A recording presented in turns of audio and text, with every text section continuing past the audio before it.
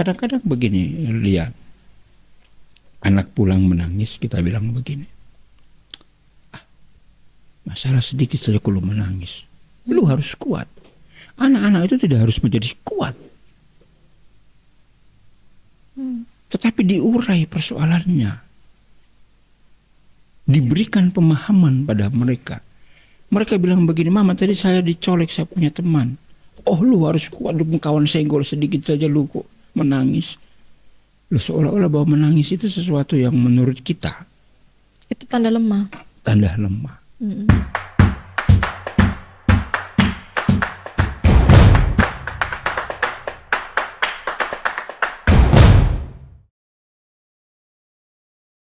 Halo teman-teman, selamat datang kembali di podcast KTN. Hari ini saya membuka episode ini dengan hati yang berat. Beberapa waktu lalu, kita semua dikejutkan oleh kabar meninggalnya seorang anak SD berusia 10 tahun. Ia mengakhiri hidupnya karena tekanan sederhana, yaitu tidak mampu membeli buku dan berpoin. Sederhana bagi kita orang dewasa, namun bagi seorang anak, itu bisa terasa seperti dunia yang runtuh.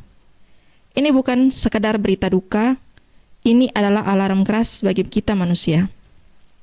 Karena yang hilang bukan hanya satu nyawa anak, tetapi juga pertanyaan besar tentang kehadiran kita sebagai orang dewasa.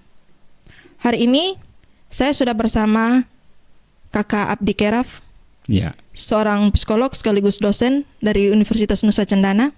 Kakak terima kasih sudah mau hadir di KTN. sama-sama Nona. Ya. Berarti kita langsung saja ya Kakak. Oke, Kita ya. langsung ke pertanyaan pertama. Sebagai psikolog, bagaimana Kakak melihat peristiwa ini yang sebenarnya sedang terjadi di dunia batin seorang anak ketika ia sampai pada keputusan ekstrim seperti ini? Ya, baik, Lia dan juga teman-teman KTN ya. Pertama saya tentu mau menyampaikan turut berduka cita yang mendalam. Ya, kita perlu prihatin karena duka ini bukan duka keluarga, bukan duka saudara, bukan duka orang tua semata, tetapi ini duka kita semua, duka kita bersama. Karena bisa dibayangkan bagaimana mungkin dalam kehidupan kita yang sebenarnya sudah mulai memasuki era-era yang lebih modern semacam ini, di satu desa kecil ada seorang anak yang kemudian harus mengambil satu keputusan yang berat. Nah, ini tentu kita prihatin. Apa yang terjadi dalam diri anak sebenarnya, proses batin anak itu lebih mengarah kepada bagaimana anak menginternalisasi pengalaman-pengalaman hidup dia setiap hari. Apa yang dia alami, apa yang dia rasakan, apa yang dia lihat dan kemudian betul-betul dia ada dalam setiap peristiwa hidup. Itu proses pemaknaan secara batin. Nah, ketika pengalaman-pengalaman yang dibangun dalam kehidupan anak-anak berangkat dari situasi-situasi yang serba terbatas, dari keluarga-keluarga yang rentan secara ekonomi, dari keluarga-keluarga dengan strata sosial yang mungkin berbeda pada struktur sosial kita, ini tentu tidak hanya sekedar sebuah kondisi keterbatasan secara fisik, secara materi, tapi ini juga keterbatasan dalam konteks psikologis. Ya, pengalaman-pengalaman itu kemudian bagi anak, ya, itu diinternalisasikan sebagai sebuah tekanan-tekanan psikologis, ya, yang kemudian ketika tidak didapatkan tempat ruang yang aman, ketika ketiadaan orang-orang dewasa di lingkungan sekitarnya dia, ketiadaan keluarga, ya, anak seperti kehilangan tempat untuk bisa bercerita, bisa berbagi, sebagai bentuk reaksi atau respon dia terhadap pengalaman-pengalaman hidup itu. Jadi kalau tekanan-tekanan ini semakin terus dialami oleh anak dari masa kecil sampai ke masa-masa usia-usia perkembangan dia lebih lanjut, nah, bisa dibayangkan bahwa keputusan yang diambil itu bukan keputusan soal untuk mati, tapi itu keputusan untuk menyelesaikan penderitaan, keputusan untuk mengakhiri rasa sakit, rasa kecewa dalam dirinya, rasa bersalah dalam dirinya bahwa ya saya tidak tahan lagi, saya tidak kuat lagi. Jadi ini adalah akumulasi yang kadang-kadang bagi kita orang dewasa sekali lagi kita anggap itu hal yang sepele, tapi bagi anak-anak itu hal yang sangat berat. Begitu, Lia.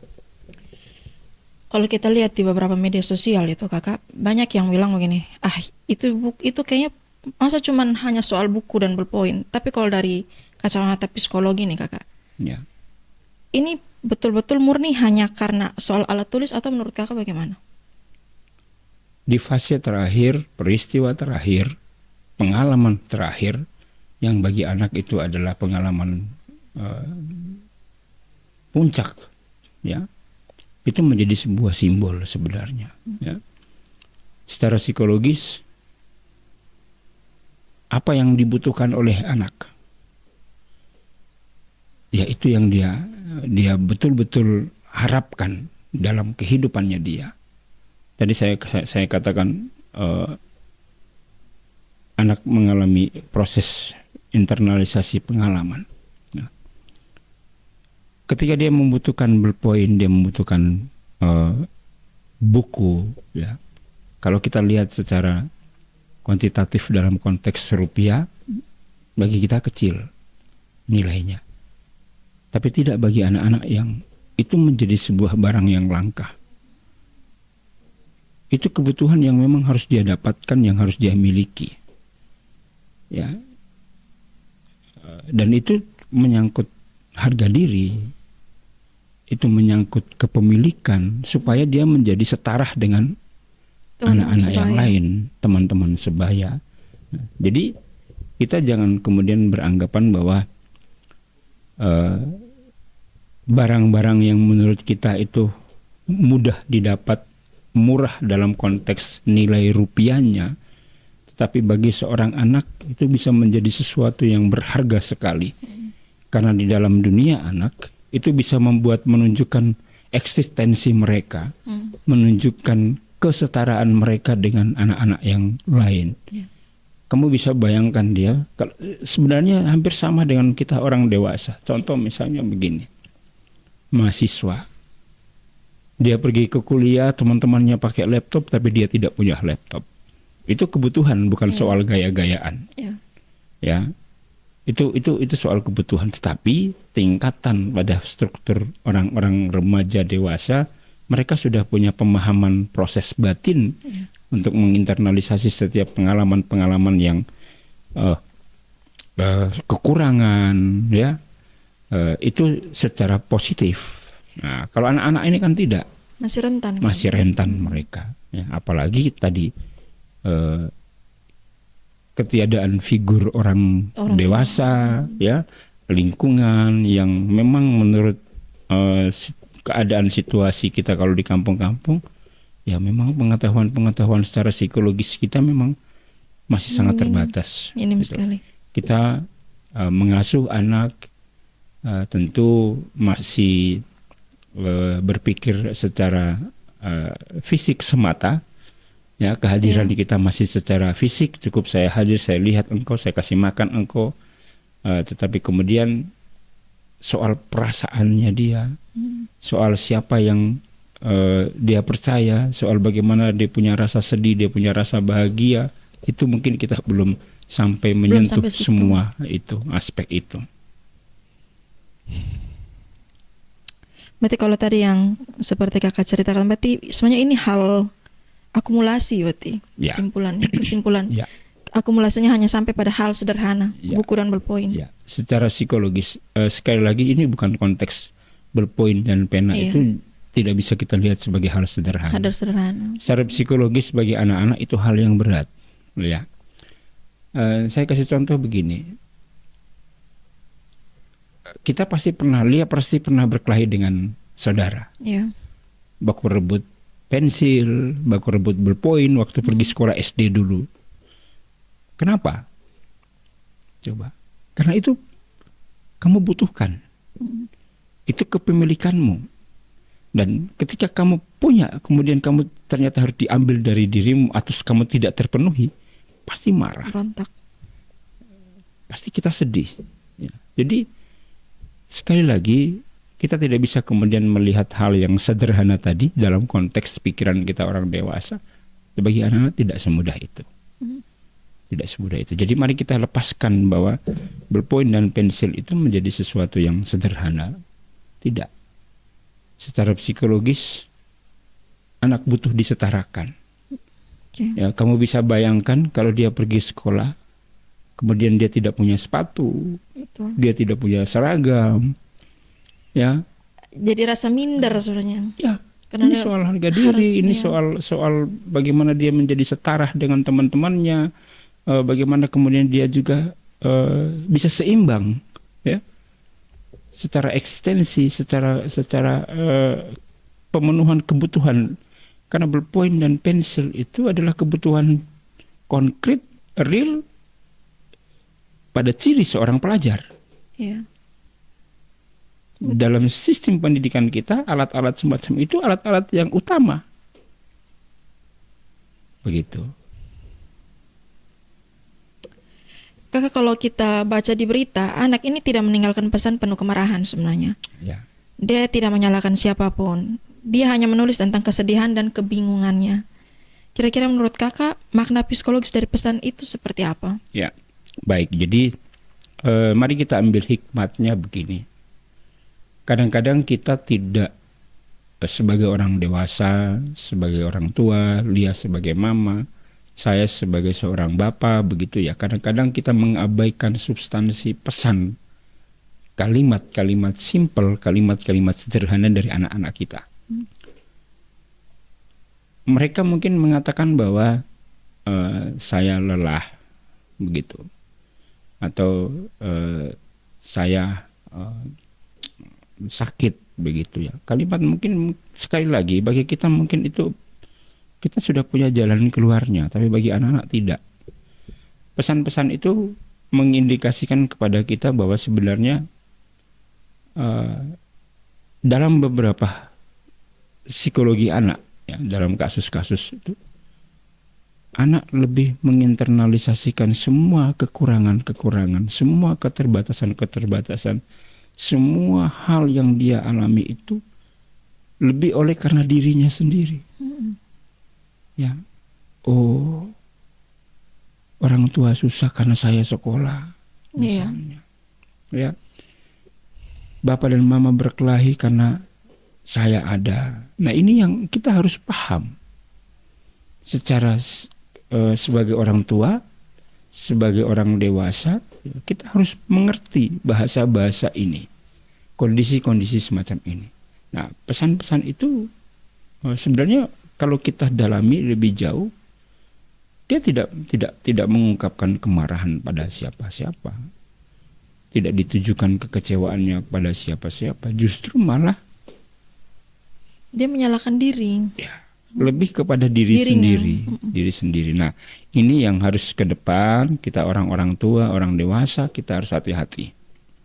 Ya, kita harus hati-hati. Anak-anak yang kemudian lebih banyak diam, ya, lebih banyak prestasinya sudah mulai menurun. Kemudian mereka sudah mulai memberikan alasan-alasan, misalnya kalau kita tanya kok kamu tidak sekolah, anak murung, lalu kemudian dia bilang saya sakit atau saya tidak, itu perlu kita telusuri dengan baik, cari tahu dengan baik, karena jangan sampai ada problem-problem batin tadi yang kemudian tidak bisa disampaikan karena mereka cenderung melihat sebuah problem itu tidak sama seperti kita. Kalau kita misalnya saya tidak punya uang hari ini, saya masih berpikir panjang, besok saya masih bisa dapat lagi, begitu. Tapi mereka kan berpikirnya lebih pendek. Iya. hari ini kekurangan saya itu dilihat sebagai satu totalitas, seolah-olah dalam hidup saya akan terus seperti itu. Tidak ada jalan keluar. Tidak ada jalan keluar. Begitu kira-kira. Apakah ini bisa menjadi tanda bahwa anak ini, adik ini mengalami kesendirian psikologis, Kakak? Dan sebenarnya kesendirian psikologis itu apa pada anak? Ya. Kesendirian psikologis pada diri anak itu bukan berarti ketiadaan orang-orang di sekitar Dewasa. dia. Seorang anak bisa saja kemudian hidup dalam satu rumah tangga. Ada bapak, Ada mama, kakak, adik, ya, ada orang tua dan lain-lain, nenek dan macam-macam, tetapi dia merasa kesepian sendiri. Sendirinya bagaimana? Tidak ada orang yang mau mendengarkan, tidak ada orang yang mau memahami perasaannya, ketiadaan orang tua, keluarga yang betul-betul tahu dan mau merespon, ya, di saat-saat anak membutuhkan atau di saat-saat anak susah, ya. Ketiadaan tempat untuk dia bersandar, dia menyampaikan keluh kesahnya. Nah, kesendirian psikologis semacam itu. Di kesendirian psikologis itu tidak ada ruang aman bagi anak untuk kemudian bisa bercerita. Ada kebingungan-kebingungan, saya sakit, saya marah, saya kecewa. Tapi kepada siapa? Bingung. Dia bingung. Ada orang-orang dewasa, tapi orang-orang dewasa jarang atau mungkin tidak membuka ruang. Tidak datang kemudian bertanya, kamu ada masalah apa? Hari ini di sekolahmu bagaimana? Tadi kamu bermain dengan temanmu bagaimana? Apa yang kamu rasakan? Ya, hari ini kamu bertemu dengan siapa dan apa perasaanmu? Nah, itu. Nah, jadi kehampaan-kehampaan semacam itu yang kemudian oleh anak itu akan ditekan, ya. Dipendam. Kemudian secara perlahan dirinya kemudian akan memahami bahwa lebih baik diam. Ya, yang dulu kita biasa kenal diam itu adalah emas. Ya, hari ini kita perlu hati-hati dengan kata-kata itu. Bahwa diam dalam konteks apa? Kan begitu. Nah, dalam konteks psikologis ketika kita mengalami situasi tertekan, anak-anak mengalami situasi semacam itu, tidak bisa kemudian dia harus diberikan, dibiasakan untuk diam. Tidak, anak harus berbagi, bercerita supaya keluar. Ya, keluar. Dan kehadiran orang dewasa itu betul-betul harus ada untuk bisa menjadi tempat berbagi. Ya, kita harus bisa memahami, mendengarkan tanpa harus menasehati. Kapan momen kita mendengarkan tidak menghakimi. Ya. Oh iya, kamu memang begitu, tapi kamu salah. Itu mendengarkan, tapi kita menghakimi. Begitu. Jadi kadang-kadang juga kayak tadi Kakak jelaskan, kadang anak-anak tuh mereka cerita, tapi kadang-kadang mungkin reaksi kita sebagai orang dewasa itu yang membuat mereka akhirnya kapok nih kayaknya akan cerita lagi di orang tua. Ya, memang seperti kadang-kadang itu. Jadi seperti itu reaksi termasuk kita yang... pada penolakan kita, misalnya anak mau bilang, mama beta mau cerita, sabar dulu. Iya, betul. Tunggu dulu, mama masih sibuk. Ya, 2-3 kali kemudian akhirnya kan anak belajar bahwa siapa mama ada sibuk. Akhirnya dia mengambil cara yang lain, menyimpan, membiarkan itu tetap ada dalam pikirannya dia. Kita sudah sibuk dan kita lupa, kita lalai, dan pada akhirnya kita anggap besok kita ketemu anak biasa-biasa saja, kita pikir dia biasa-biasa saja. Tapi padahal dia sedang menimbun. Dia sedang timbun sendiri. Saya sempat baca postingannya Kakak itu. Salah satunya itu Kakak menyebut bahwa seringkali kita hadir secara fisik tapi absen secara emosional. Menurut Kakak biasanya di mana letak kegagalan kita sebagai orang dewasa? Di rumah kah, di sekolah, atau di sistem sosial yang lebih besar? Ya, sebenarnya tidak ada orang tua yang mau menyakiti anak-anak.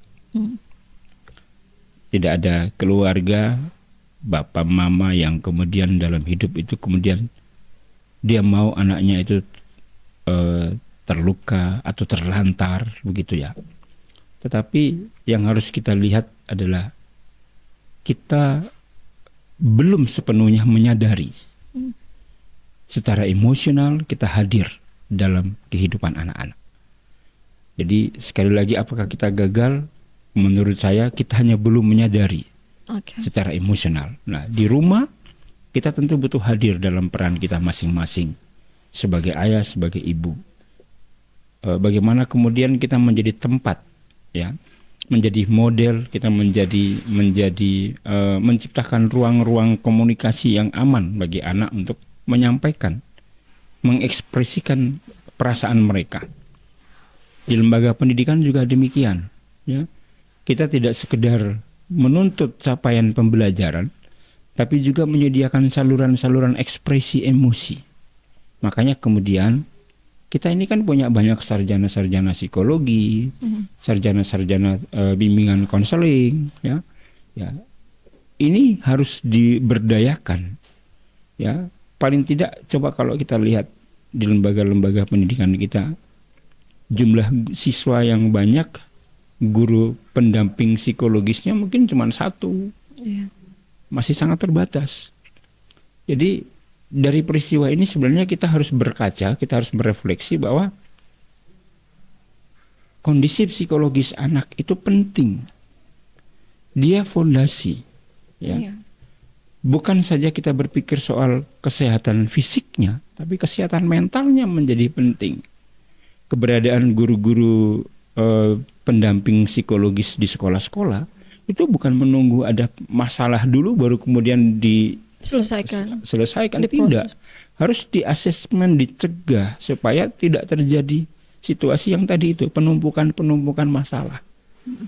Mungkin di SD tidak terekam dengan baik, tapi masalah yang pengalaman traumatis dari SD ini akan terbawa terus sampai ke SMP. Nah, di SMP anak mengalami pengulangan lagi karena mungkin pembentukan situasi lingkungan menjadi karakternya, dia menjadi tidak percaya diri dan terbawa sampai SMA. Nah, ini menjadi tadi itu proses batin yang panjang itu. Akhirnya membentuk proses mental mereka. Ya, anak mengidentifikasi dirinya sebagai pribadi yang kurang, rendah diri dan macam-macam. Jadi di lembaga-lembaga kita, lembaga pendidikan kita, jangan sekedar hanya soal capaian pendidikan saja, capaian pembelajarannya saja, tetapi juga perhatian terhadap aspek psikologis. Pun demikian juga dengan pemerintah. Berbagai macam program tentu sudah dilakukan. Tapi mari ke depan kita sama-sama berpikir bahwa kesehatan mental itu penting, Lia. Betul. Ya, di NTT sudah banyak itu kita itu. Selama ini kita mungkin belum seheboh ini. Iya. Ya, sampai kemudian kita mengalami kasus semacam ini baru kita heboh. Karena yang melakukan anak-anak usia 10 tahun. Nah, kemarin-kemarin itu sudah ada banyak sekali ya, remaja. Ya, usia-usia potensial. Usia-usia yang sebenarnya ini kebetulan karena anak produktif. Iya. Ya. Ini kebetulan anak 10 tahun, bukan kebetulan sih sebenarnya. Ini kebetulan kita dapat berita anak 10 tahun dan kita kaget. Iya. Ternyata anak 10 tahun bisa berpikir seperti ini, buntu seperti ini. Jadi begini, Lia. Kalau kita runtut peristiwa-peristiwa kemarin, ada anak remaja 20, 23, 26, 30, dewasa awal, dewasa akhir, kemudian melakukan tindakan-tindakan yang semacam ini. Berarti kan kalau kita mau memahami kan, bagaimana situasi psikologis mereka pada usia 10 tahun. Iya. Bagaimana pada usia 2 tahun, 3 tahun, 4 tahun, 5 tahun, 6 tahun. Ya paling tidak kondisi ini terbawa. Jadi penting. Akumulasi. Kesehatan mental itu penting. Ini dia berhenti di 10. Kalau dia terbawa terus. Iya. Jadi kalau kita menyimak kasus-kasus yang serupa di tahun-tahun kemarin yang terjadi pada remaja kita, atau pada pemuda-pemudi kita, mahasiswa-mahasiswi kita, ya, paling tidak kalau ini tidak diputus, ya, tidak ada ruang yang kita coba untuk buka, tidak ada intervensi yang coba kita lakukan, Atau mungkin karena kalau Panennya misalkan akan panen di usia-usia remaja, begitu. usia-usia dewasa awal. Kalau misalkan dari awal sudah terdeteksi bagus dan diperbaiki kesehatan mentalnya mungkin tidak sampai segitu ya kan. Gitu. Jadi ini duka kita bersama membuat kita terbuka, ya, bahwa kita harus memahami kondisi emosional anak-anak kita itu beda dengan dulu yang kita bilang, oh ini mental baja. Beda zaman ya kayak.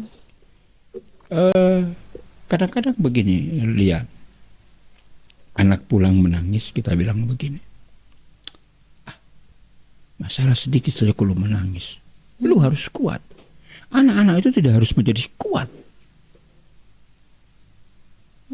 tetapi diurai persoalannya, diberikan pemahaman pada mereka. Mereka bilang begini, mama tadi saya dicolek, saya punya teman. Oh lu harus kuat, lu kawan senggol sedikit saja lu kok menangis. Lu seolah-olah bahwa menangis itu sesuatu yang menurut kita Itu tanda lemah. tanda lemah. Tapi itu ekspresi emosi, pilihan ekspresi emosi. Jadi jangan kita fokus pada ekspresi emosinya, tapi apa yang menyebabkan. Iya. Jangan kamu fokus pada tantrumnya, jangan kamu fokus pada kemarahannya, lalu kamu meredahkan atau memaksa meredakan emosi itu, tapi tidak menyelesaikan persoalannya. Saya marah, kamu paksa suruh redam, saya tendang, saya redam, tapi selesai tidak problemnya. selesai. No. Begitu. Jadi itu ibaratnya kita minum kopi dari gelas yang sama, ampasnya tidak pernah dicuci, ditumpuk. Besok minum kopi lagi, ambil gelas yang sama yang bekas tadi itu, tambah kopi lagi, menumpuk sampai sekian kali gelas itu penuh dengan ampas. Begitu. Seharusnya orang tua, guru, dan lingkungan membaca. Bagaimana itu kakak? Bagaimana seharusnya orang tua, guru, dan lingkungan membaca tanda-tanda awal anak yang sedang tertekan? Ya, kalau tidak salah tadi di depan saya sudah sempat singgung ya. Yang pertama tentu ada perubahan perilaku yang mencolok sekali. Anak menjadi pendiam, menjadi tidak mau berbicara, tidak mau berkomunikasi dengan orang ataupun bergaul dengan orang, apalagi orang dewasa barangkali. Itu ya, itu jadi menarik diri ya. Yang kedua kita bisa lihat dari prestasi. Ya, prestasi. Prestasi yang cenderung menurun, motivasi belajarnya yang cenderung berkurang. Ada bentuk-bentuk perilaku, misalnya anak enggan pergi sekolah berhari-hari, itu ada sesuatu ya. Apakah ada terganggu relasinya dengan teman-temannya atau dengan gurunya, atau anak mungkin mengalami perundungan yang kita tidak tahu. Betul. Ya, kemudian anak cenderung marah atau ada ekspresi emosi yang cenderung monoton, berulang-ulang di luar dari pola kebiasaan. Ya, selain mengurung diri atau menarik diri tadi, anak cenderung kalau ini sedikit marah, tersinggung, ya, mudah marah atau tidak mau melakukan sesuatu. Nah, jadi ada perubahan-perubahan konkret yang itu terjadi pada diri anak dalam suatu ketika. Nah, itu butuh kita respon, Nah, tetapi jangan kemudian kita menunggu. Ya, kita sebagai orang tua atau orang dewasa, alangkah lebih baik adalah kita menjemput bola. Menjemput bola itu artinya begini, kita jangan tunggu anak pulang dengan emosi yang tidak stabil baru kita tanya. Kita jangan tunggu anak pulang dengan perubahan perilaku tertentu baru kita tanya. Tidak.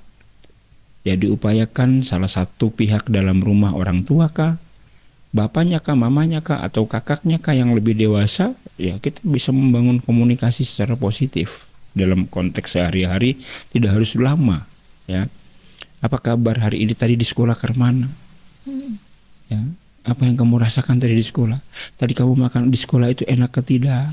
biarkan dia mengekspresikan Dicerita. dirinya, dicerita. Ya, atau ada apa tadi di sekolah, ada apa? Ada yang mau bagi dengan mama kah? Nah, supaya dia mengekspresikan, dibiasakan anak untuk menceritakan sesuatu kepada bapaknya atau kepada mamanya, itu hal yang wajar. Wajar. Ya. Jadi kita menormalisasi hal-hal yang positif. Jangan malah kita menormalisasi hal-hal yang membiasakan hal-hal yang sebenarnya itu kita seperti membiarkan, begitu. Kira-kira begitu ya. Banyak orang yang masih berpikir begini, kakak, anak itu harus kuat. Di zaman sekarang itu anak harus nurut, harus jangan lebay, padahal anak ini bukan orang dewasa yang mini. Mungkin kakak bisa jelaskan kenapa cara berpikir dan memproses masalah pada anak itu sangat berbeda dengan orang dewasa. Ya. Orang dewasa itu kan, kalau kita pakai bahasa sederhana, sudah banyak makan asam garam. Ya. Kalau anak-anak ini kan mereka baru memulai dunia mereka, baru mulai mengenali diri mereka, mengenali, mencari hal-hal yang spesifik dalam kehidupan mereka yang mereka sukai, hobi mereka, minat mereka. Jadi memang berbeda ya dalam kapasitas kemampuan berpikir, kemampuan regulasi emosi, ya, mengenali, mengendalikan, mengontrol perilaku, itu tentu berbeda, ya, sehingga anak-anak itu masih perlu untuk mendapatkan pengasuhan yang baik, yang pengasuhan yang tepat. Jadi memang kalau dibilang berbeda, ya berbeda. Secara struktur kemampuan emosi, kemampuan berpikir, tadi saya bilang tadi. Kalau kita kembali lagi ke awal-awal tadi, hal yang menurut kita orang dewasa sederhana, simple, tapi bagi anak itu bisa menjadi sesuatu yang berat. Karena proses mereka untuk memahami, proses mereka untuk memikirkan, ya, situasi-situasi itu kan masih sangat terbatas. Daya abstrak berpikir mereka masih, daya berpikir hubungan sebab akibat dari suatu perilaku itu juga masih sangat terbatas, ya. Jadi mereka masih butuh untuk diberikan, didengarkan, kemudian dibangun komunikasi interaktif yang positif antara orang tua dan anak tanpa kita menghakimi mereka. Begitu kira-kira ya. Kita sering berkata, kakak, kesian ya, tapi berhenti di situ. Kayak kita dengar cerita-ceritanya mereka sudah situ selesai. Apa bedanya simpati dan empati dalam konteks pengasuhan, kakak? Ya. Dan bagaimana contoh empati yang nyata dalam kehidupan sehari terhadap anak? Ya. Jadi empati itu seperti kita membuat angka 6 di atas meja ini, Lia lihat itu 9. Saya dari sisi saya lihat 6. Nah, kalau Lia bilang 9, saya bilang 6, Lia bertahan dengan pemikirannya, saya bertahan dengan pemikiran saya, maka kita tidak akan sampai pada proses yang sama. Sepakat. Tapi kalau saya mau mengerti, melihat angka ini dari posisi Lia, saya mau bergeser posisi saya, duduk bersama dengan dia dan melihat persoalan dari sisi cara Lia melihat, itu bentuk empati. Ya, bagaimana kemudian kita mau memahami cara berpikir anak, kita mau memahami cara anak untuk merasa, mengelola emosinya. Kenapa dia marah? Kita berempati dari sisi itu. Ya, kalau simpati, ya, anak menangis, kemudian kita meresponnya dari bentuk semacam itu, sudahlah kok itu menangis biasa. Atau kita bilang, sudah, kamu menangis itu wajar. Itu simpati, semacam itu. Jadi berbeda. Nah, apa yang bisa kita lakukan dalam kehidupan keluarga kita? Jadi memahami konteks berpikir anak, memahami bagaimana anak merasakan sesuatu, dan kemudian kita mau mengerti Dari sisi anak. dari sisi anak. Tapi kalau misalnya ikut merasakan, itu simpati. Oke. Ya, ikut merasakan sedih, ikut merasa itu simpati. Tapi kalau empati, kita memahami konteks emosinya. Lalu kemudian membantu anak untuk ikut bisa mencari solusi. Semacam itu. Jadi empati lebih pada bagaimana kita duduk dan melihat persoalan itu bersama-sama dengan anak. Seperti itu kira-kira. Kakak, kalau kita kembali ke masalah ada yang di Bejawa itu, di Ngada itu, kalau kita tarik lebih luas, itu juga menyentuh soal kemiskinan, Ya. tentang akses pendidikan dan kebijakan. Kalau dari sudut pandang kakak nih, apa yang seharusnya dilakukan oleh negara dan sekolah agar tragedi seperti ini tidak terulang?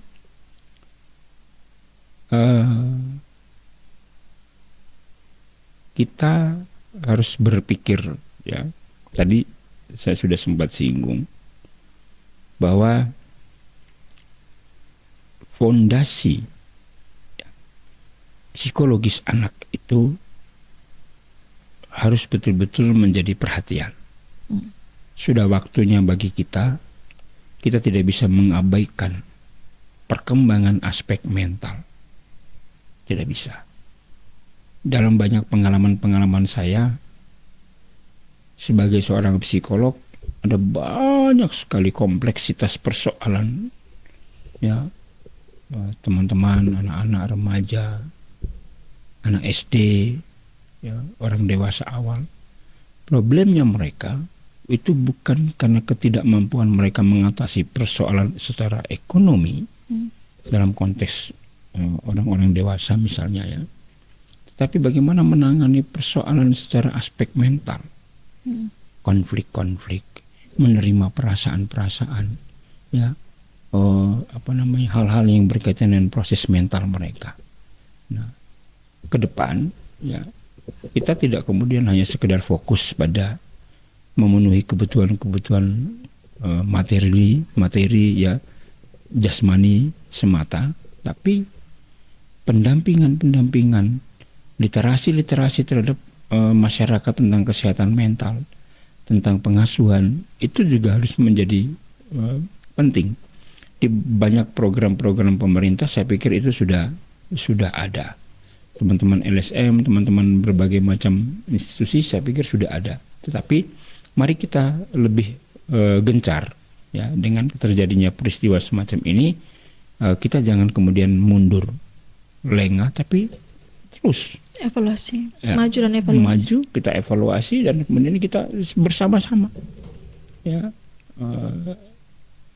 ya paling tidak mungkin setidaknya kita buat semacam gerakan bersama bahwa NTT tanpa kasus bunuh diri misalnya, NTT zero kasus bunuh diri misalnya, di tahun ini kah, tahun depan kah, atau tapi paling tidak ada semacam niat kita bersama untuk menyelamatkan anak-anak NTT, Iya. begitu. Ini maksudnya masalahnya anak 10 tahun kan kakak. Ini cukup, wah, maksudnya anak 10 tahun loh kakak, dengan di notabene yang usia mereka mungkin ketika mereka mendapat masalah, ya mungkin seperti yang kakak jelaskan tadi, bahwa dia mungkin tidak di kasus ini, di lingkungannya dia mungkin dia tidak punya, mungkin ada orang tua, ada orang dewasa di sekitar dia, tapi untuk dia menceritakan masalahnya dia mungkin tidak ada tempat, dalam artian tidak ada tempat untuk dia yang cerita. tadi kesepian secara psikologis, ya, kesendirian psikologis itu. Tapi ada satu statement yang kadang-kadang juga kalau saya pribadi kakak, saya membenarkan itu. Tapi ini juga saya mau tanya pandangan kakak sebagai seorang psikolog. Mereka bilang begini, memiliki anak dalam keadaan ekonomi lemah lembut itu satu bentuk kejahatan. Kalau menurut kakak bagaimana? Dari sudut pandang itu kan sebenarnya kalau kita punya kemampuan mental yang bagus, ya, saya pikir itu bukan kita tidak bisa melihat itu sebagai satu kejahatan yang selama tidak ada tindakan-tindakan penelantaran, selama tidak ada tindakan-tindakan kekerasan, ya, yang berlatar belakang kekerasan ekonomi, ya. Tetapi ketika seseorang misalnya keluarga hidup dengan kondisi pas-pasan atau sangat rentan secara ekonomi, tetapi mereka mampu kemudian menunjukkan tanggung jawab, ada upaya untuk kemudian meningkatkan sisi kesejahteraan secara ekonomi, secara psikologis, ya itu dinamika hidup yang harus terus berjalan seperti itu. Yang berbahaya itu kan kalau kita punya ekonomi mapan, tapi anak ada juga. Tapi anak justru tidak mendapatkan kasih sayang yang baik. Jadi kalau kita bilang faktor ekonomi menjadi satu-satunya faktor yang kemiskinan ataupun situasi-situasi itu, ya kenapa ada kasus juga terjadi pada orang-orang yang berada secara ekonomi. Itu artinya bahwa secara psikologis, aspek fondasi psikologis itu harus betul-betul menjadi perhatian kita bersama. Psikologi itu bukan tambah kurang kali bagi yang semudah kita memahami itu. Ya, peristiwa kecil saja kemudian saya kehilangan sebuah sandal pada usia SD, padahal sandal itu menjadi sesuatu yang sangat saya sukai.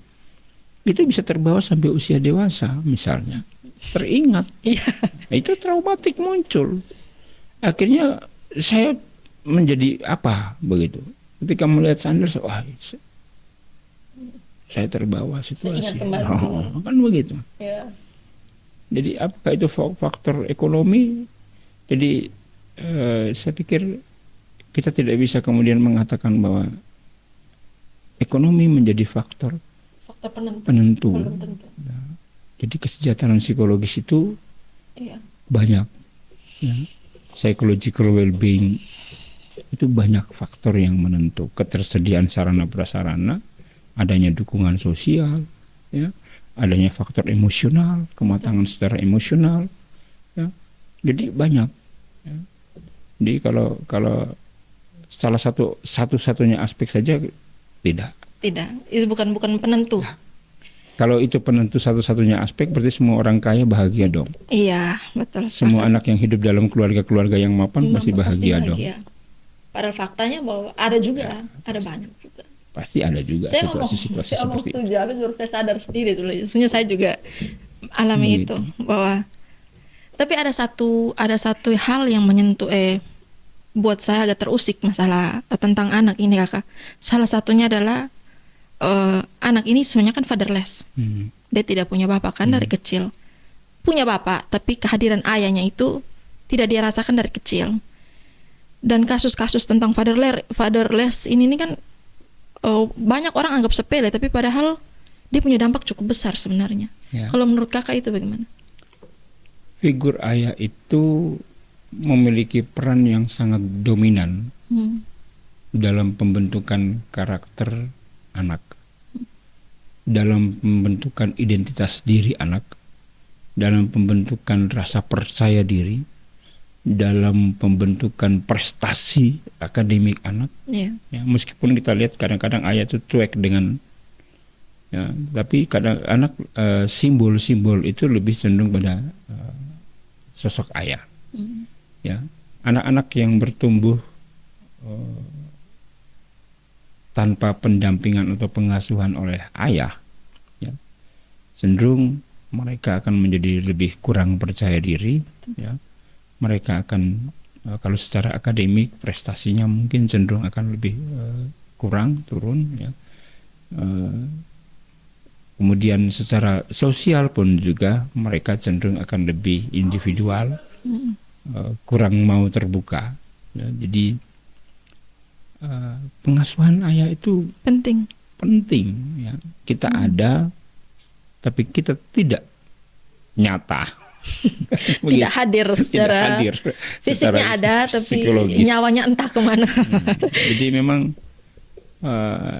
ya pada momen ini tentu kalau kita berkaca dari peristiwa-peristiwa yang baru-baru ini di Ngada atau kasus-kasus yang kemarin-kemarin, penting untuk menjaga keutuhannya. Iya. Keluarga. Ya. Penting sekali hidup dalam keluarga, membangun rumah tangga, ya, membangun kesejahteraan mental keluarga dengan positif, dengan baik. Jadi jangan kemudian melihat keterbatasan ekonomi sebagai satu-satunya cara untuk kita bisa bahagia dalam rumah tangga itu ada orang yang hidup bahagia tanpa mereka punya kendaraan roda 4, bahagia. Jadi semua bagaimana kemudian kita kembali kepada tujuan orang tua membangun pernikahan, membangun perkawinan. Jadi kalau misalnya peran ayah itu penting lah. Saya rasa itu kakak.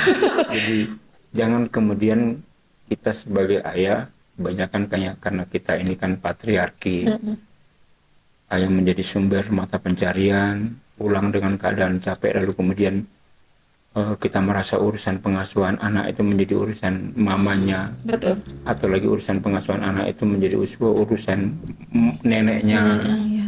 Nah, jadi kehadiran kita itu tidak secara simbolis, tapi kehadiran kita itu harus diwujud nyatakan.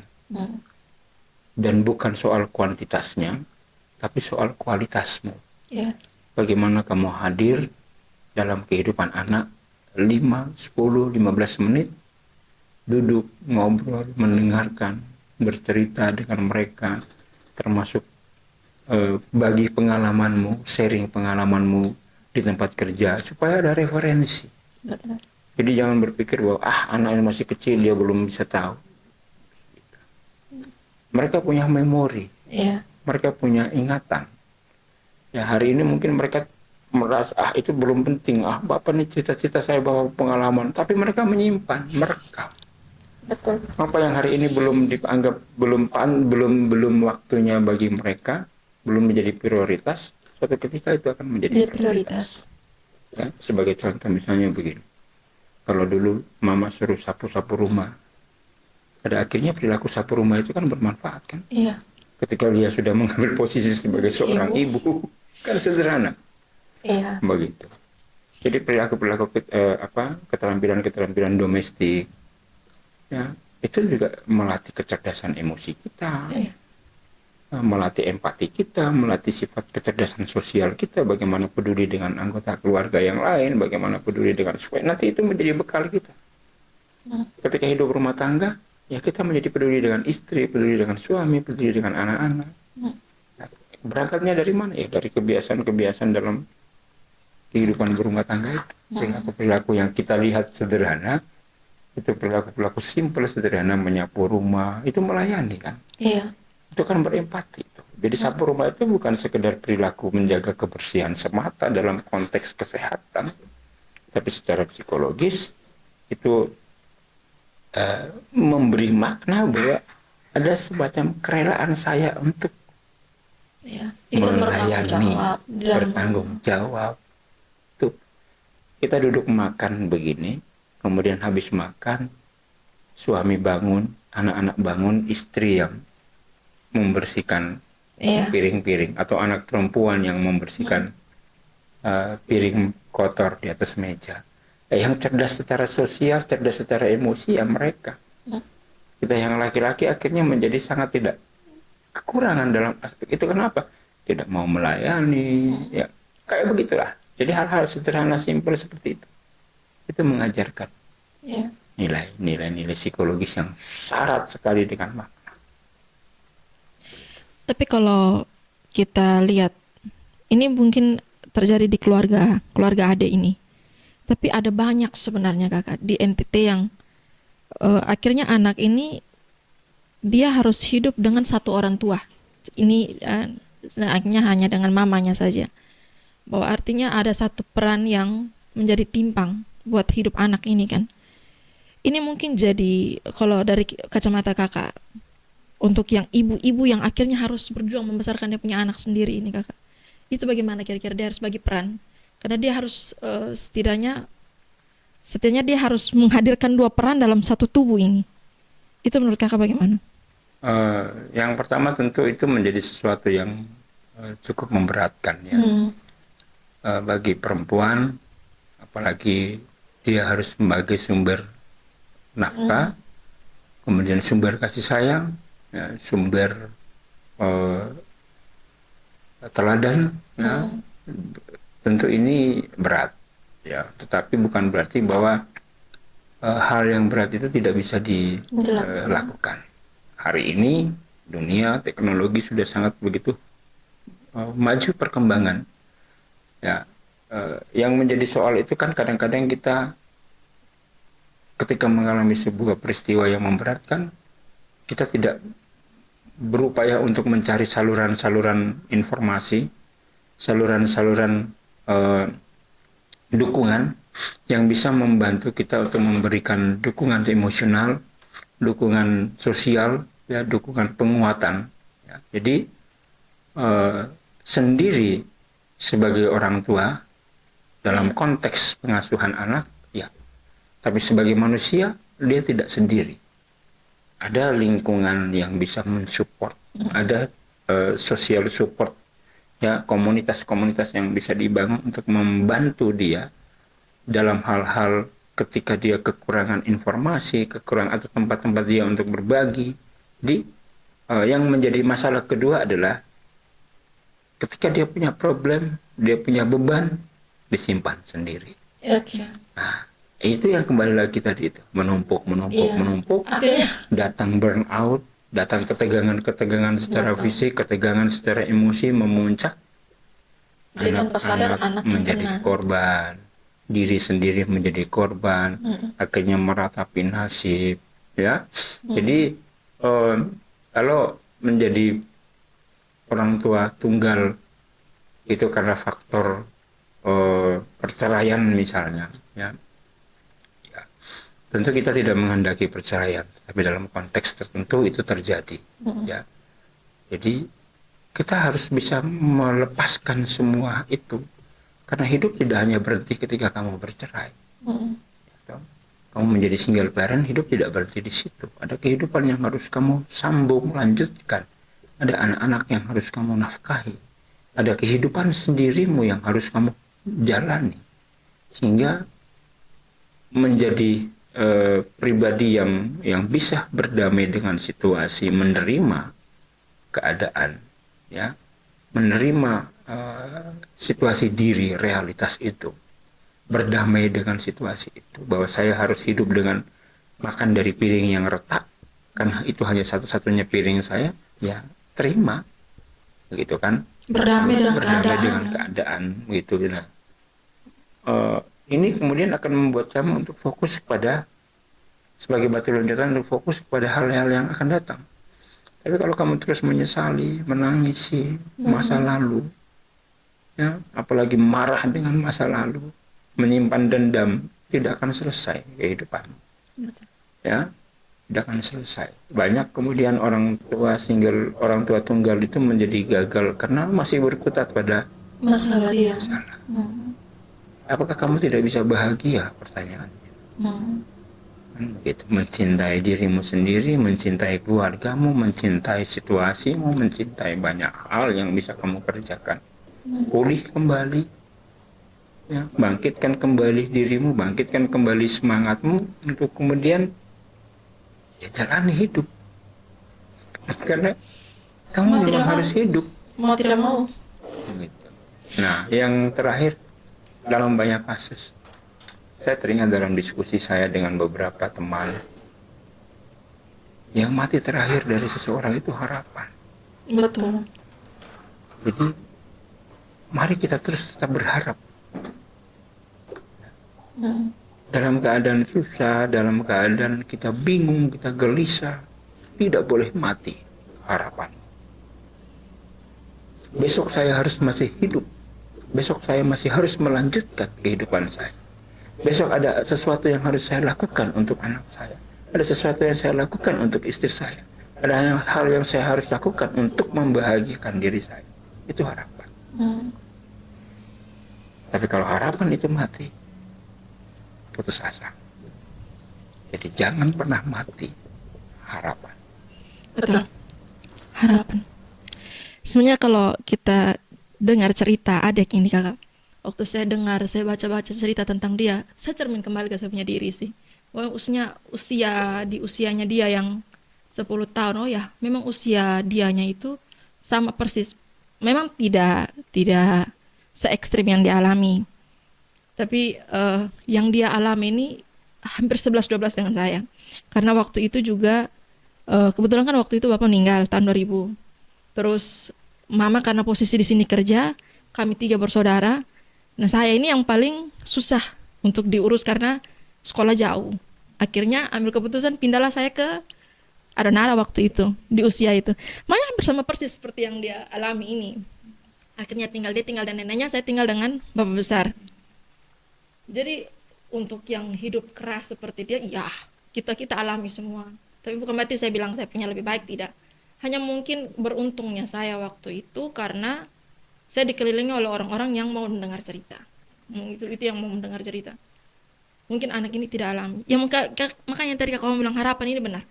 Karena waktu itu saya pemikiran adalah cepat selesai sudah supaya saya pulang kembali ke Kupang. Harapan saya itu cuma satu itu saja. Cepat selesai dan cepat-cepat pindah ke Kupang sudah. Mungkin anak ini hilang satu ini. Harapan. Dia mau harap apa kan kakak? Dia merasa bahwa pasti hidupnya stuck di situ sudah. Kayaknya tidak akan berubah lagi. Mungkin dia berpikir bahwa ini hanya perkara buku dan berpoin yang harusnya saya punya saja. Saya sudah tidak dapat. Mau harap apa lagi kan? Tapi saya masih mau tanya satu lagi di luar skrip nih kakak. Kakak pernah rasa apa yang dia pernah rasa tidak? Maunya ketika kita kecil kita pengen sesuatu yang kita rasa bahwa ini sebenarnya kita punya kebutuhan, tapi kok kenapa kita tidak bisa dapat? Kakak pernah rasa itu tidak kakak? Banyak. Bahkan bukan hanya itu. Dalam ya mungkin satu ketika nanti kita perlu segmen tersendiri untuk profil itu ya. Iya.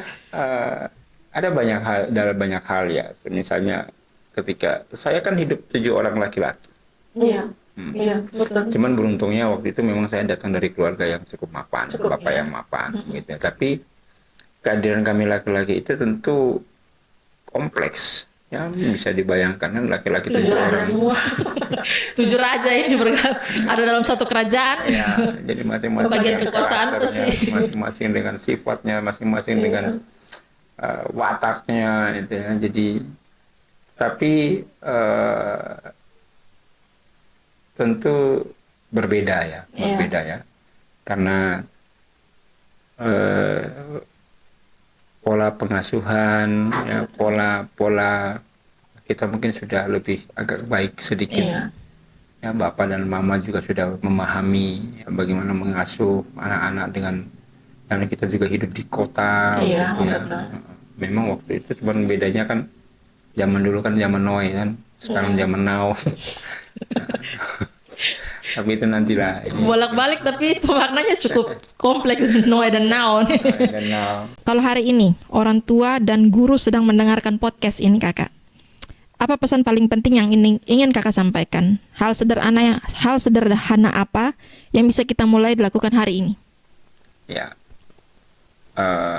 hadirlah sebagai orang dewasa, hadirlah sebagai orang tua yang bukan orang dewasa yang kekanak-kanakan, tetapi orang dewasa yang betul-betul hadir sebagai orang dewasa bagi anak-anak, mengerti, mencoba memahami, mencoba untuk menjadi tempat bagi anak. Ya, dunia anak itu siapa? Dunia anak itu adalah kita. Anak melihat dunia itu dari mana? Dari kita. Jadi seberapa besar pengetahuanmu tentang dunia, seberapa bijak kamu tentang dunia, itu yang akan turun kepada anak-anak. Sehingga mari kita hadir dalam dunia anak-anak. Anak-anak yang hidup dan tumbuh bersama dengan orang dewasa yang bijak, mereka tidak akan pernah merasa sendiri di kemudian hari. Betul. Ya, jadi mereka yang bertumbuh dalam pendampingan, dalam pengasuhan keluarga, entah itu bapak, entah itu mama, kemudian hari mereka tidak akan merasa sendiri. Karena mereka merasa ada orang tua atau ada orang dewasa sebagai tempat untuk mereka pulang. ketika mereka lelah, ketika mereka capek, ketika mereka merasa disakiti oleh teman-teman dimanapun juga, ada orang dewasa tempat mereka pulang. Jadi jadilah orang dewasa tempat pulang untuk anak-anak. Untuk anak-anak. Itu saja barangkali saya pikir. Mungkin bukan cuma untuk anak-anak sih kakak. Kita lihat ya, beberapa tahun lalu kak yang merangkai maunya peristiwa itu istilahnya aku ikut saja kan. Bahwa mungkin kita lebih peka juga sih dengan orang-orang. Jadi tempat pulang. Dengan kita hadir itu kan berarti otomatis kita akan peka dengan banyak hal. Peka secara memahami proses berpikir mereka, memahami apa yang mereka pikirkan, memahami apa yang mereka rasakan, dan mencoba untuk memahami apa yang mereka lakukan. 3 konteks itu. Ya.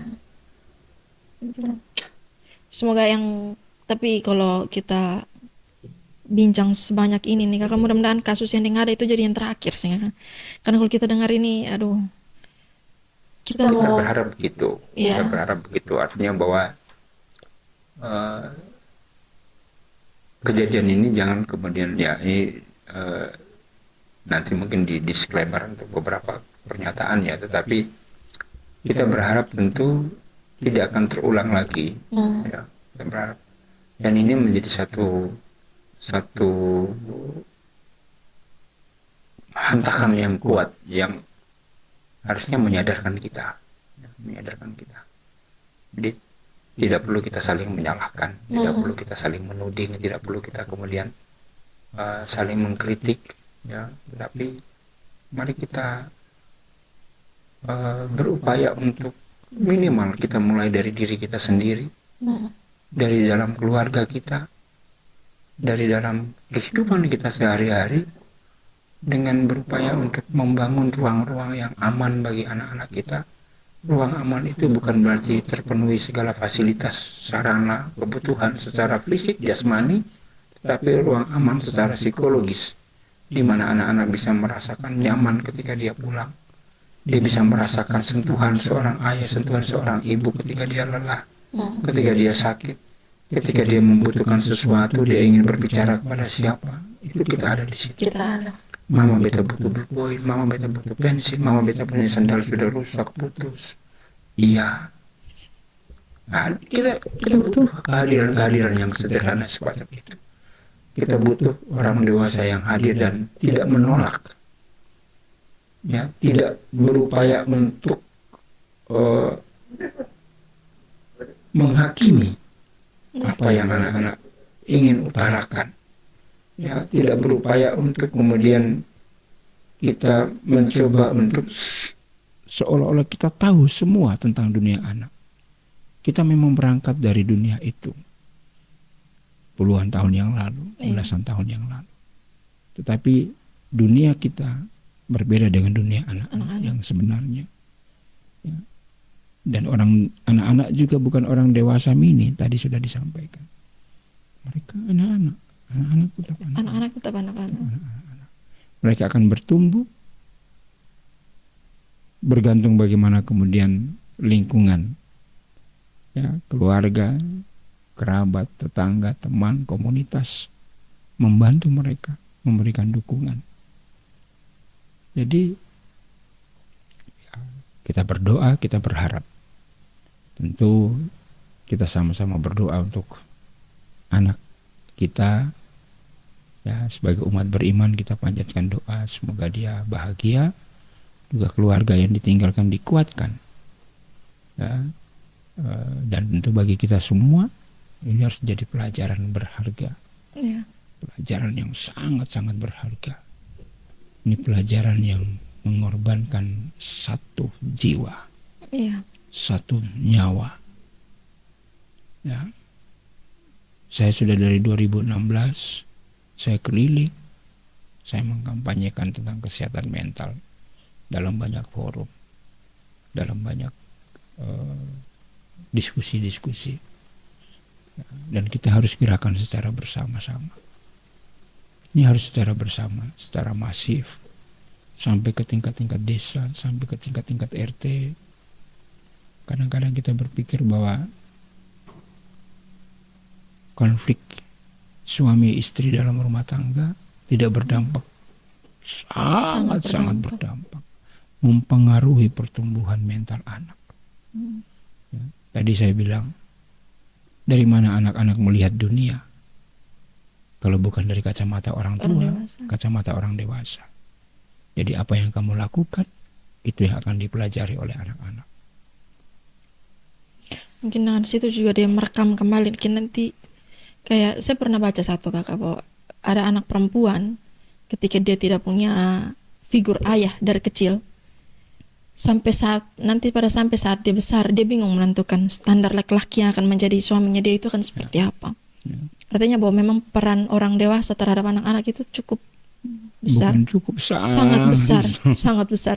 Dan anak laki itu bukan cuma untuk anak laki-laki sih, anak perempuan. Anak laki-laki juga seperti itu. Dia melihat dia akan jadi suami seperti apa kelak. Dia lihat contohnya dari bapaknya. Jadi pola pengasuhan kita itu Menentukan biasanya turun. Iya. Sebagian besar itu kita akan mengasuh anak-anak kita mengikuti apa yang orang tua kita lakukan pada kita. Iya. Tetapi hari ini mari kita belajar bersama bahwa mana yang pola-pola yang mungkin belum tepat, tidak tepat untuk anak-anak zaman sekarang, ya sebaiknya kita mulai belajar harus untuk bersedia untuk belajar berubah, mengganti. Ya, di pola-pola kekerasan, pola-pola penelantaran, kayak begini misalnya. Dalam banyak kesempatan saya bilang begini, kita dulu itu mengenal di ujung rotan ada emas. Rotan itu sebagai sebuah simbol alat, ya, pendisiplinan, pembentukan karakter, watak. Tetapi memperlakukan rotan sebagai sarana untuk menindak tindakan yang melanggar norma, aturan, dengan cara-cara keras. Itu dulu. Hari ini di ujung rotan ada emas. Lebih bermakna bahwa rotan sebagai sebuah sumber daya secara filosofinya atau secara karakteristik awet, tahan lama, mudah dibentuk, elastis. Ketika dia dibentuk menjadi sebuah barang berharga, sebuah karya dari rotan, di situ emasnya. Berarti penggunaan kalimat ini bisa juga diterapkan sekarang, hanya beda filosofinya. Beda filosofinya, Beda konteksnya. filosofinya. Jadi anak itu adalah rotan yang siap kita bentuk. Betul. Jatuh di tangan yang kreatif, jatuh di orang tua yang kreatif, jatuh di guru yang kreatif. Akan ada emas di ujung. Ya. Kurang lebih begitu. Berarti itu ya. Jadi tinggal kita hilangkan kekerasan. Ini disiplin, ya. Iya, betul. Ya. Marah, ya. Tapi tidak melukai. Tegas, ya. Tapi bukan keras. Bukan keras. Bukan kasar. Tegas. Ya. Ada batasannya. Kamu boleh bermain, tetapi kamu harus ingat jam 5 waktunya kamu harus melakukan aktivitas yang lain. Ya, itu model pendisiplinan tegas tapi bukan kasar. Ya. Jam 5 lu sudah pulang, lu tahu toh. Ini saya cerita dari pagi kakak. Kan maksudnya ini berita ini kan cukup buat kita yang ibu juga ketar-ketir juga kan, kakak. Anak di sekitar usia 10 tahun ini kan seumuran dengan yang pertama saya punya. Jadi waktu saya malam itu pokoknya sepanjang hari itu saya memang sudah terganggu dengan pikiran anak 10 tahun ternyata dia bisa berpikir seperti itu kan, kita juga takut kan. Jangan sampai bukan berarti kita mendoakan, tapi jangan sampai mudah-mudahan jangan sampai apa yang dia rasakan ternyata anak juga rasa tapi tidak omong. Jadi malam saya peluk kakak. Saya peluk, kalau mama selama ini omong terlalu kasar, mama minta maaf ya. Kakak tahu apa yang dia jawab kakak? Apa yang dia jawab? Sandi apa mama? hanya kalau mama minta maaf, nak besok kasih kakak uang 20.000. Besok kasih kakak uang 20.000. Saya pertama sejengkel, ini anak ini ya mungkin sifatnya adalah menurun dari kami orang tua, bahwa kami pintar memanfaatkan kesempatan. Jadi itu anak-anak tidak dendam. Dia tidak dendam, betul Kak. Dia tidak dendam. Yang akan dia sampaikan, yang dia akan berpikir adalah apa yang menurut dia yang dia butuhkan. Dia butuhkan. Dan saya hanya mau menanggapi positif sih, saya hanya pikir bahwa akhirnya setidaknya dia memenuhi dia sebut permintaannya itu tanpa beban. Tapi itu juga mungkin dia belajar dari mama bapak Dari juga. papa. Kalau minta Itu dia maaf belajar itu dari kayaknya dari mama itu. Mama kalau di bapak dan mama berkelahi, mamanya mesti bapaknya dapat maaf kalau bapak kasih uang dulu. bukan itu dia dapat dari punya bapak, bahwa dia ternyata pintar memanfaatkan situasi. Ya, tapi begini Lia. Kejadian ini jangan membuat kita kemudian menjadi merasa cemas yang masif. Iya. Ya. Kita harus menghindari kecemasan secara kolektif. Tidak semua situasi akan seperti itu. Bahwa kejadian ini menjadi pembelajaran bagi kita bahwa di dalam kehidupan kita sebagai orang tua kadang kita lupa, ya kadang kita lalai, kadang kita mungkin secara emosi kita meledak-ledak. Maka waktunya kita untuk kemudian merefleksikan diri bahwa ternyata dunia psikologis anak itu lebih banyak butuh untuk didengarkan, betul. Lebih banyak butuh untuk dipahami, dimengerti, bukan untuk dicederai, bukan untuk dihakimi, bukan untuk dilukai. Ya, mereka lebih butuh kita ada untuk mendengarkan daripada kamu menasehati panjang lebar, daripada kamu menghakimi mereka, ya. Dan yang paling penting,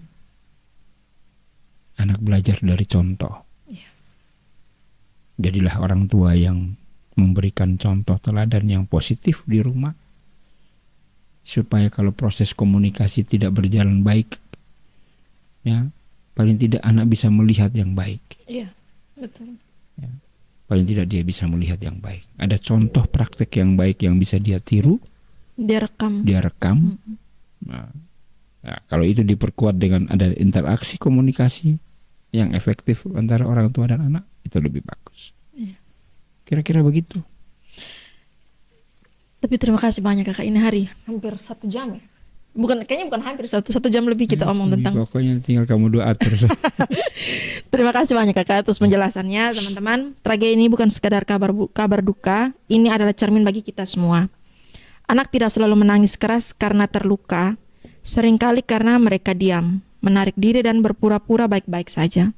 Ini duka kita bersama, dan semoga dari duka ini lahir kesadaran baru bahwa kehadiran psikologis bukan pelengkap pengasuhan, ia adalah fondasinya. Karena anak yang merasa dipahami hari ini tidak perlu merasa sendirian untuk bertahan hidup esok hari. Sebelum kita tutup ini hari Kakak, kami biasanya kasih kenang-kenangan terkait ini. Luar biasa. Terima kasih sudah hadir. Kami tahu Kakak ini sementara sibuk, tapi saya bilang ini penting. Saya berharap Kak Abdi bisa hadir. Siap. Bisa berbagi dengan kami sebenarnya apa yang harus kami buat untuk sikapi daripada kita buka media sosial ini kan sudah saling menyalahkan, ini salah ini salah ini. Tapi bagaimana ke depannya itu menjadi penting sebenarnya. Ya. Makanya saya undang Kakak Abdi ke sini, berharap Kakak Abdi kasih penjelasan dan pencerahan betul-betul ya dari awal. Terima kasih. Ibaratnya seperti saya mendapatkan gelas, apa yang kamu isi dan siapa yang mengisi. Betul. Ya toh ya. Ya toh Kakak. Jadi kalau ini anak, siapa yang mengisi dan apa yang dia isi. Apa yang diisi. Kita omong orang psikolog ini beda. Isinya bergantung siapa yang mengisi. Betul. Dan apa yang dia isi, kan begitu. Oke. Terima kasih Lia. Terima kasih teman-teman KTN Kupang, luar biasa. Oke, saya Pascalia Kopong pamit, sampai jumpa di episode berikutnya. Terima kasih. Sip.